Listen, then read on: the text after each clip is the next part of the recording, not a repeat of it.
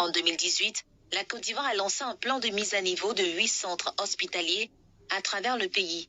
D'un montant de 100 milliards de francs CFA, le programme fait partie d'une stratégie plus globale d'amélioration des infrastructures sanitaires du pays et concerne 3 CHR et 5 hôpitaux généraux.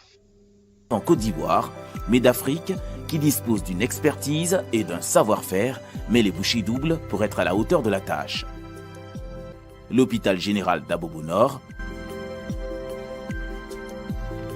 le centre hospitalier régional CHR de Yamoussoukro et celui de Korogo, déjà fonctionnel, offrent aux populations des commodités de soins agréables. L'hôpital général de Grand Bassam, dont les lots des bâtiments rénovés et des équipements techniques sanitaires, n'envient en rien les établissements sanitaires des pays développés. On ne peut pas installer cet appareil dans un hôpital de n'importe quel niveau. Mais le gouvernement a voulu que dans un hôpital général comme celui de Grand Bassam, ces équipements soient disponibles.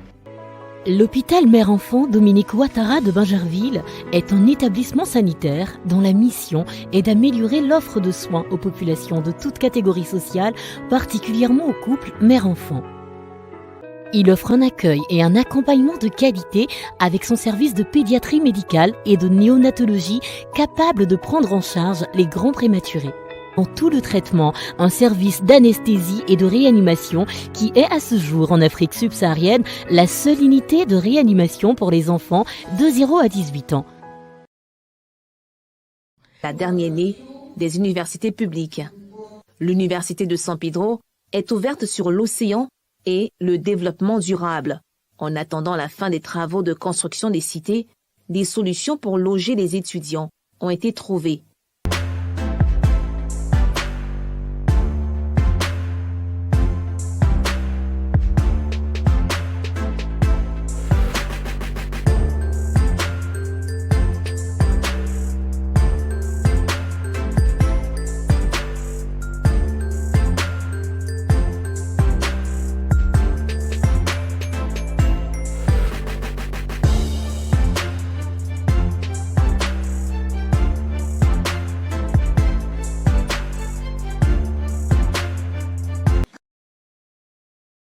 Trois bâtiments R+3 d'une capacité de 597 lits à titre d'hébergement pour les étudiants de l'Université de Mans.